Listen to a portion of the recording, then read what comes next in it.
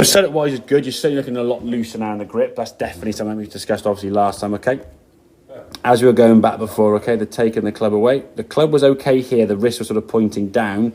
As you got up to here now, there's a bit of an angle in that left wrist, like sort of that cupping of the left wrist was there. When you increase that coming down, as we start coming down to the golf ball here now, your left wrist kind of pointing up to the sky.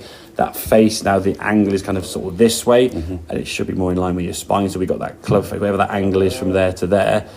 That's how open your club is. It's almost 40, 50 degrees open with about a split second to go.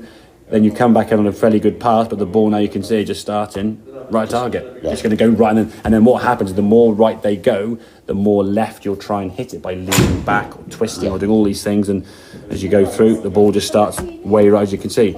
This one here now, as you get to the top of the backswing, okay, look at your left wrist there, it's a lot flatter. The club face now is a lot stronger, so if you come back down to the golf ball now, and this is why the swing looks a little bit shorter, because when you do this with your wrist, it increases the range of motion you've got. So this swing looks a little bit longer, okay, but the wrist being slightly cupped and the club coming down open weakens the shot.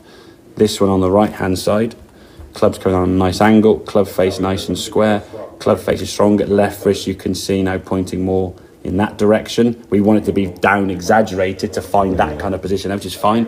As you come back to the golf ball now, there's your impact. The club face now is sending that ball straight to the middle of the screen, okay? Whereas this one, you came back to the golf ball and you sent it straight to the right, yeah? So the swing didn't really look, if you look at these sort of positions post-impact, there's not really a lot of difference. The elbow is down a bit more, where this was sort of popping out a little bit, yeah?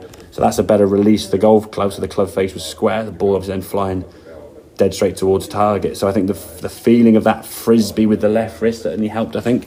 That sort of left wrist down, elbow down, so it's more that way. So you're keeping your left wrist flatter, left wrist, almost like you're trying to hit the tape, not hit it with the back of your hand here. If the hands come back down in that fashion, and again, this is a lot of people, a strength move where we do this, we sort of pull the club down, and that's when you say, when I hit it softer, it goes further. You might be using less energy, but you're increasing club head speed. So you're getting more snap and speed with the golf club, which ultimately sends the ball further, rather than more power and strength, which, if you want to push something heavy, we need strength. If you want to swat a fly, it's speed. You want to throw a frisbee, speed, And straight away, when you've got that kind of, when I do that with a frisbee, and how do I do it faster? Well, just throw your arm faster. If I want to throw it softly, that way. If I want to go faster, that way. And that, again, you have to be loose to do that. If you're gripping it tight, you can't move fast, can you? If you're trying to run as fast as you can, your legs aren't, you're not stiffening your quads and tension your body now trying to run fast.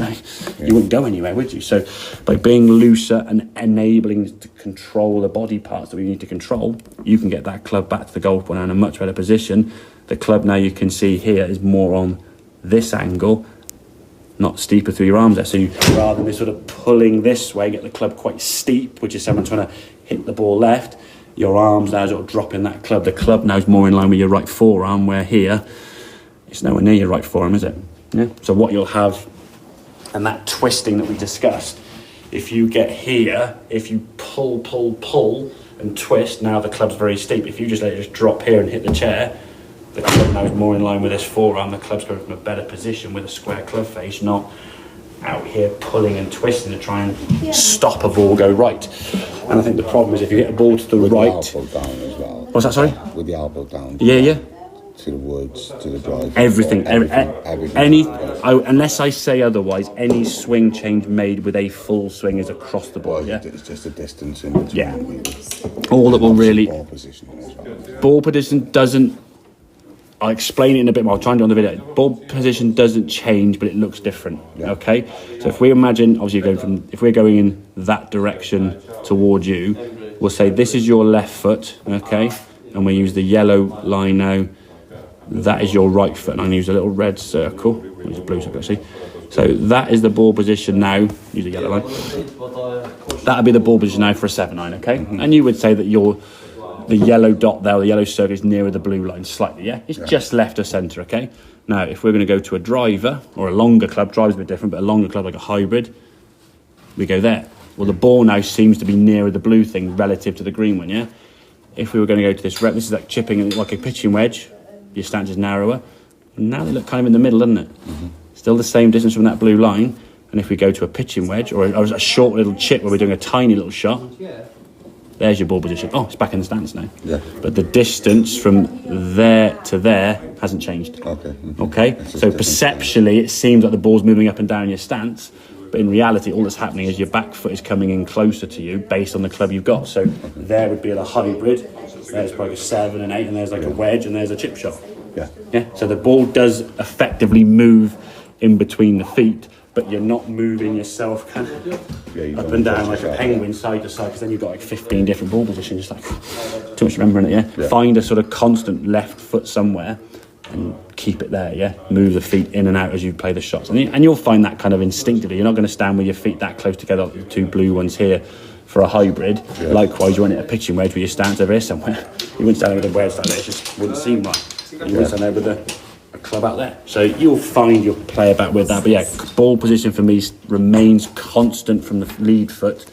The trail foot moves in and out based on the club you've got. All right? Does that make sense with that? Yeah. Cool. But yeah, anything for full shots, all that really changes is that distance there. So there's kind of your distance from the ball. There's no, I can't say, oh, well, that's going to be, for a 7-iron is going to be, I know, 18 inches, and then a 5-wood is 22 inches, and a 9-iron, it's feel. It's going to be different from everyone anyway.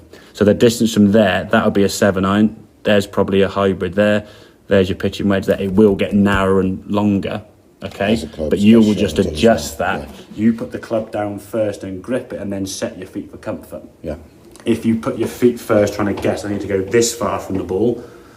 If you're the wrong distance, you'll just go and shove your arms to it, or pull your arms in. You won't go, oh, that's what I want to feel, and move everything in. You just go look and lean out, so you'll be wrong. All right, so always set the club down first and get that position in to start with. But yeah, as swings go, everything happens in terms of the swing. We want the same kind of movement, both in terms of that.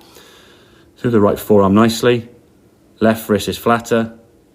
Back through the right forearm there now. Club face nice and square. Releasing that club nicely with your left shoulder, mate. Okay? Yeah. Good man, very good.